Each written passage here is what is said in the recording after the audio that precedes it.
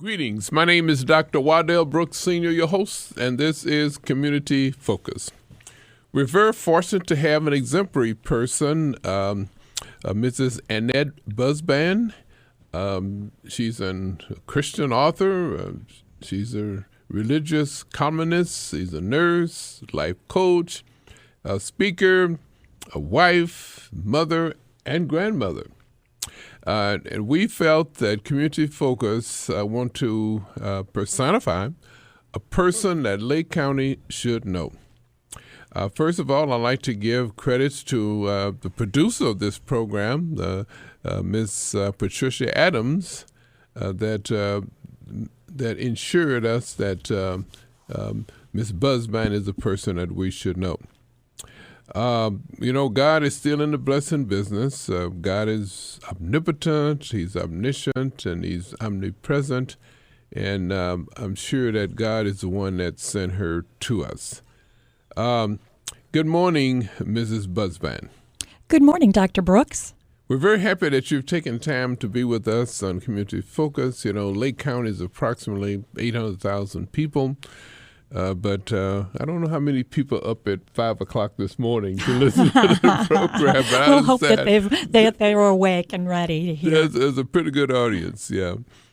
Okay, tell our listening audience a little bit about your personal and professional background.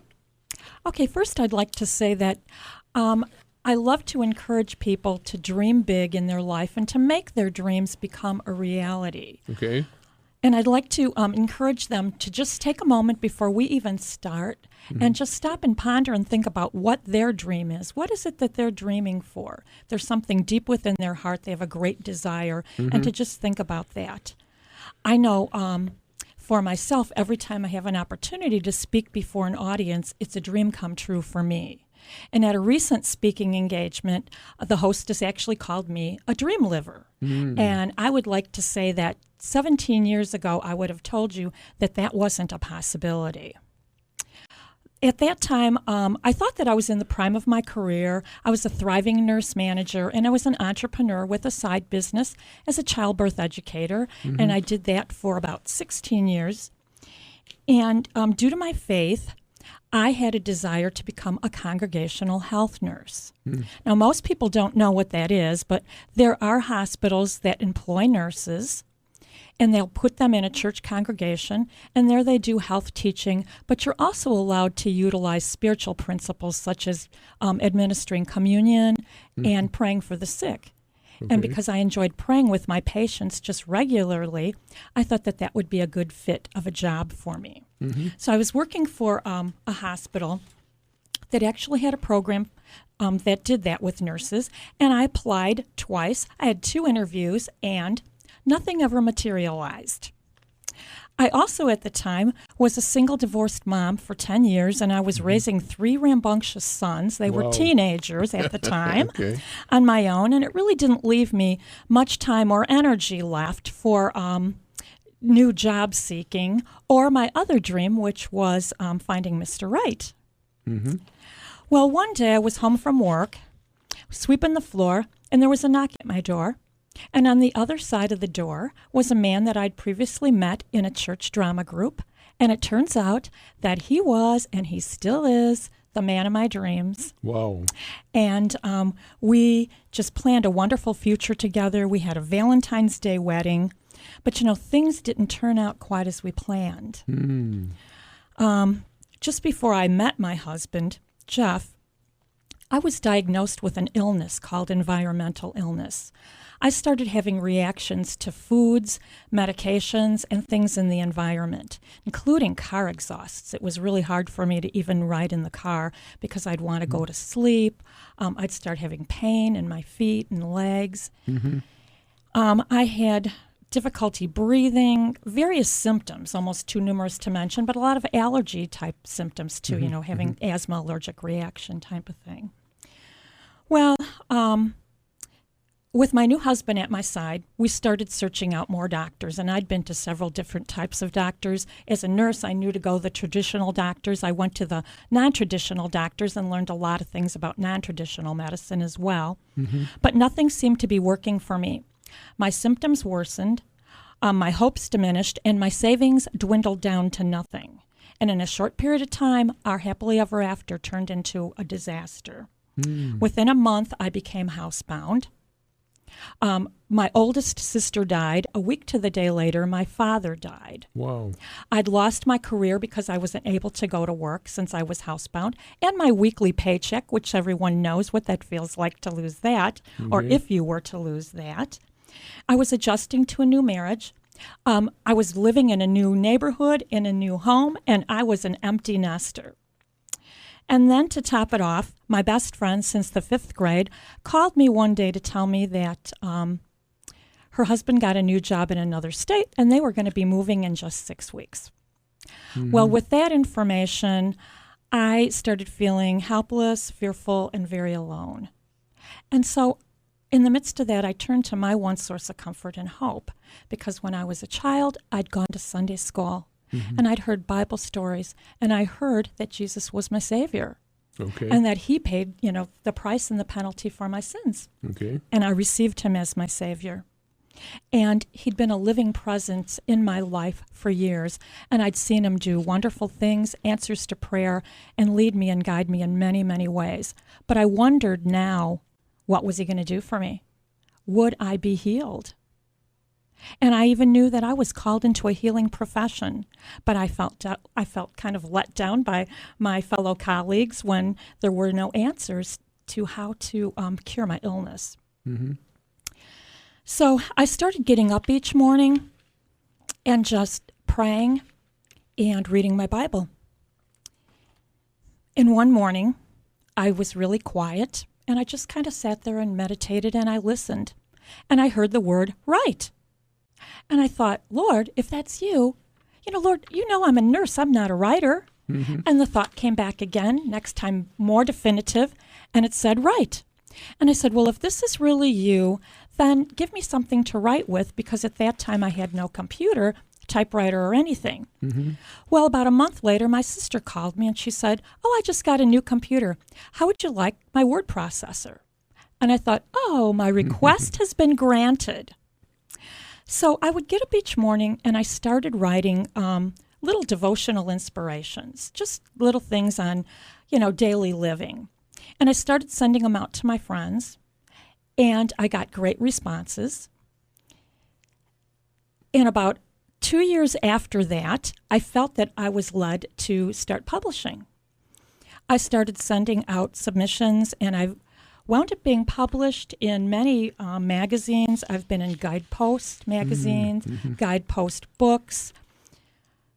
I've been in nursing publications. I've been in Family Circle, Chicken Soup for the Soul. I had my own book. My first book, Life-Changing Inspirations, was born. Then I had Spend a Moment with God, Inspirations to Restore Your Soul, and When Heaven Whispers. I also now recently have CDs, and my biggest CD is Dream Big and Make Your Dream Reality. And I talk about my testimony and 13 steps that people can do to help make their dreams reality. Well, in my story, it continues to go on. After my first book was published, I contacted one of the local newspapers, told them I was a nurse who became housebound with an illness, felt a call to write, and now I had a book published. Would they be interested in doing a feature story on me? They said sure. So they did. And then after that, I contacted them, and they started publishing my weekly column, which I've been doing this year will be 11 years. Wow. It's in the Daily Herald, and it's called Inspirations. It's also in the Zion Benton News. Ladies and gentlemen, again, we're talking with Annette Budzban. She's a Christian author, and as you have heard her testimonies, I would like to mention that it's very important to have a testimony, isn't it?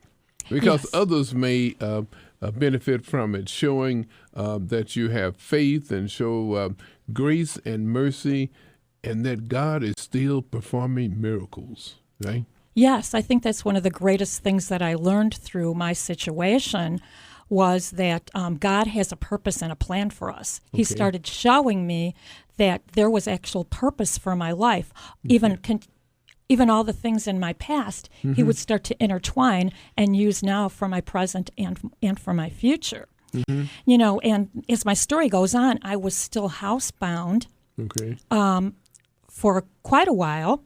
After I was housebound for a few years, I said a prayer and I asked God, if you're going to heal me, show me a sign and let it be something really special, unusual, so I'd know it's a sign from you. And I stopped and pondered for a moment and I thought, like a deer in my backyard. And I live in a residential area, and it's not very likely that you're going to spot a deer, even though I have some backwoods behind my house. I asked the lady who lived next door, who'd been there 20 years. She said she'd never seen any deer wandering around in our backyard, so thought that was pretty safe to ask. Well, about 2 years after that request, one sunny summer afternoon, it was a Sunday, Jeff usually would mow the back lawn, but that particular day he decided to watch the NASCAR races instead. So about mid-race, he went into the kitchen and he said, Annette, hurry up, come here, but be really quiet because there's a deer in our backyard.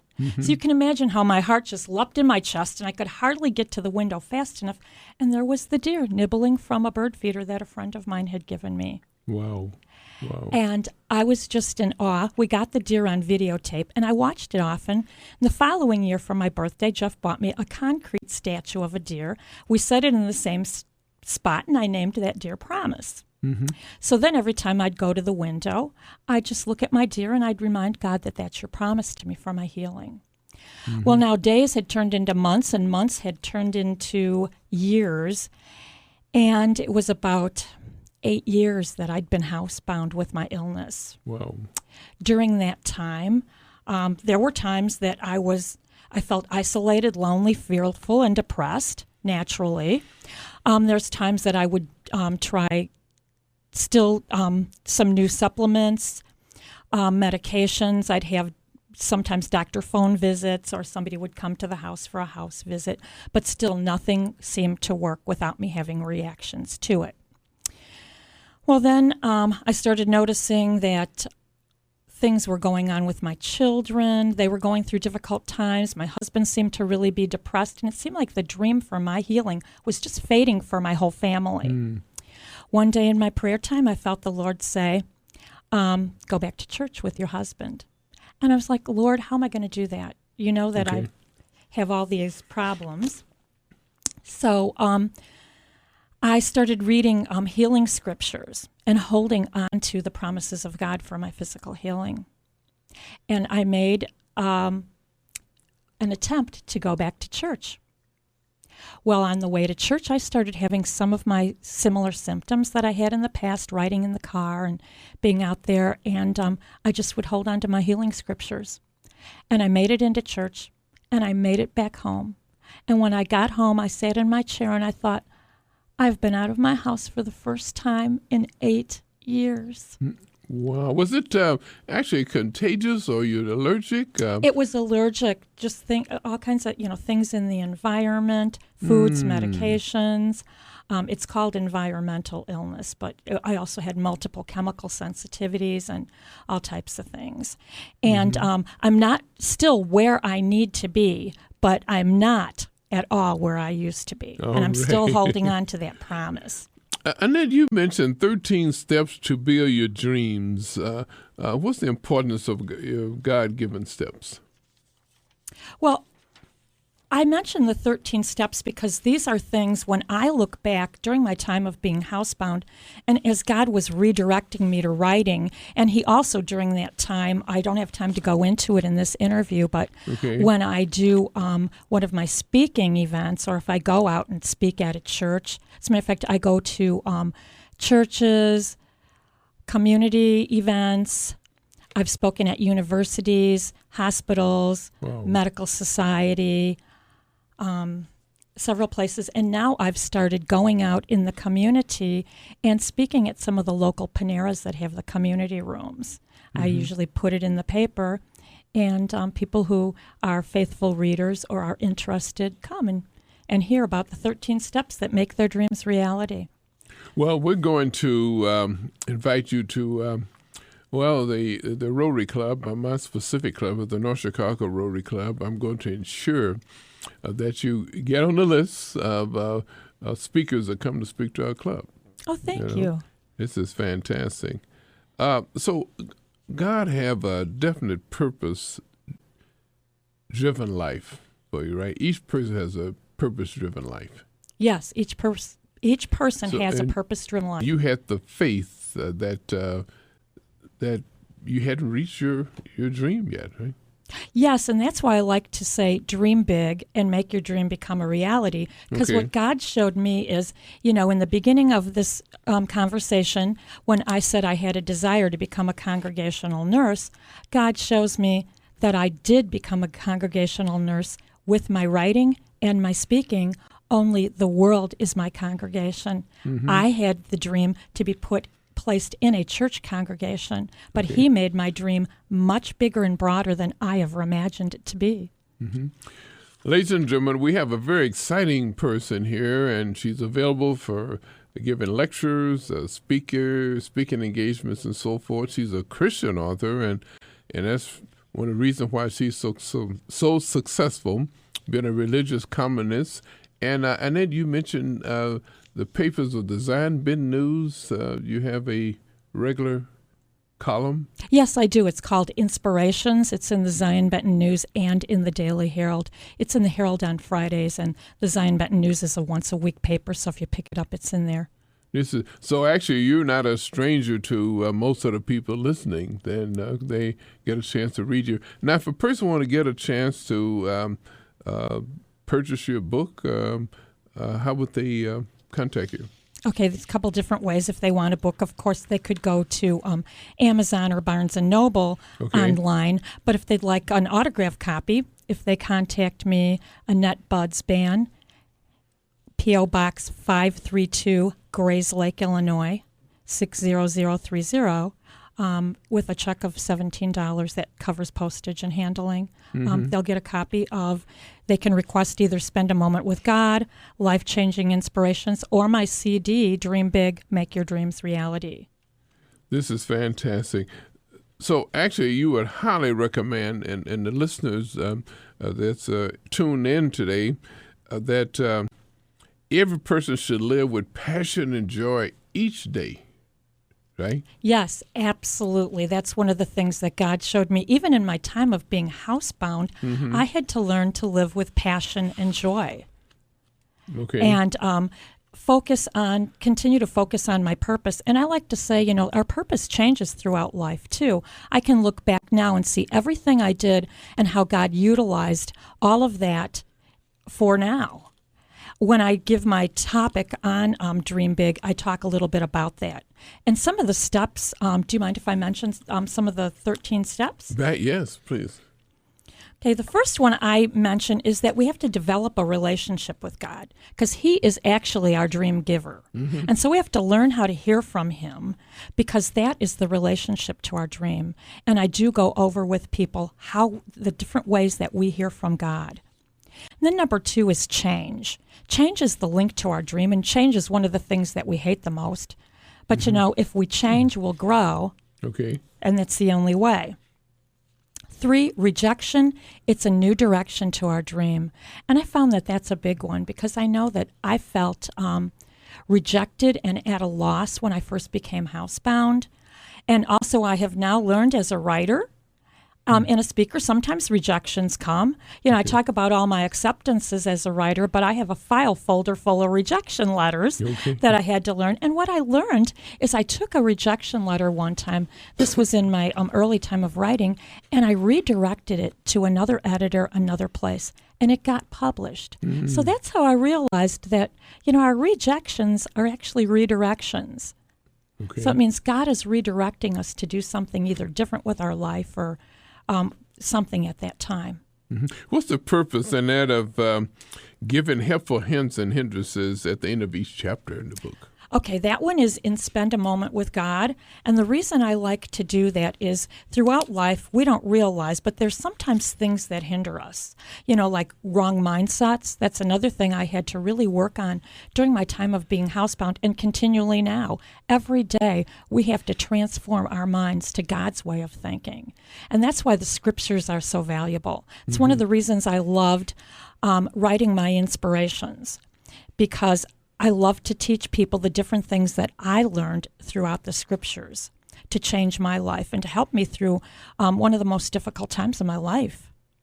The helpful hints are the things that, will help us. And I love to give people pointers. I like to give how-tos. Okay. Tell us about your family now,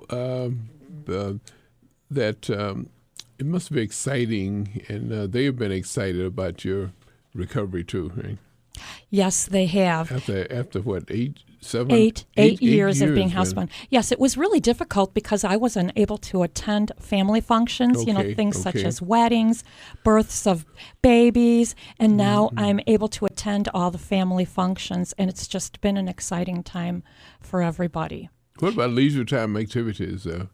You have any time? I see you seem like you're a workaholic, you're a writer, and of course the nursing profession, you're not I'm not actively involved in that because I still do have a little bit of some of the chemical sensitivities, so that keeps me away from being able to pass medications, hang IV medications, and those kinds of things. So God's shifted my purpose. Right, been a life coach, a speaker, wife, mother, and grandmother. Yes. How many grandchildren do you have? We actually have 7 grandchildren, which is the number of perfection. And one of our grandsons just had he is just celebrating his 9th birthday. We went to his birthday party yesterday. And that was fun. Again, every time I'm at a family occasion, it's so wonderful. And it helps you to be able to celebrate life better, when you've been through something like I've gone through. Okay. What about new books you are working on? I'm working on my Dream Big testimony and my 13 steps. Like I said, I do have that on CD, but I'm almost finished with the book to be published. And in the book, it's a lot more extensive than the 13 steps are on the CD, but you get a lot of information in the CD. Mm-hmm. And I mentioned at the top of the program that God is omnipotent, He's all-powerful, He's omniscient, all-knowing, and He's also omnipresent. So He's a great God, and we say He gives us grace, but He's amazing grace. And in your case, it's amazing grace. Okay? Yes, it is amazing grace. And one of the things that I learned during my time of being housebound was that I needed His grace. We all need His grace. Mm-hmm. And it says that He gives it to us abundantly and sufficiently to help us in our times of need. And I encourage the readers to ask God for grace. I do. Mm-hmm. And we noticed in Hebrews, the book of Hebrews, it mentioned faith. But faith is the substance of things hoped for and the evidence of things not seen. Yes. And you're a perfect example of that. Yes, because I had to stay hopeful. One of my favorite scriptures during my time of being housebound, and there were so many, is that God is able to do exceeding abundant, above and beyond all that we ask, hope, or imagine, infinitely beyond our highest thoughts, prayers, hopes, and dreams. Mm-hmm. I noticed at our church, the pastor always give opportunities for testimonies. And I wish our congregation could hear, or any congregation could hear your testimony, because each person, if they would share their testimony, it would help others to let them know that their God has been great in their lives. Right?